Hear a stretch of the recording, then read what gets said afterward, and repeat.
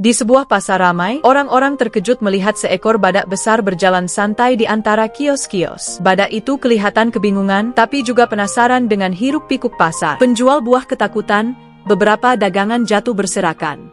Si badak berhenti di kios sayuran, memandang wortel dengan mata berbinar-binar. Pedagang sayur, seorang nenek tua, tetap tenang. "Mau wortel?" "Ya," katanya dengan suara lembut. Badak itu mengangguk perlahan, seakan mengerti. Nenek itu mengambil beberapa wortel dan meletakkannya di depan badak. Badak memakannya dengan tenang.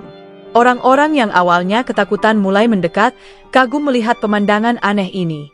Dalam sekejap, badak menjadi selebriti pasar. Anak-anak bahkan memberinya nama, si badak sayur. Ketika penjaga hutan datang untuk mengembalikan badak ke habitatnya, seluruh pasar bersorak. Dan sejak hari itu, kios sayur nenek itu menjadi yang paling populer.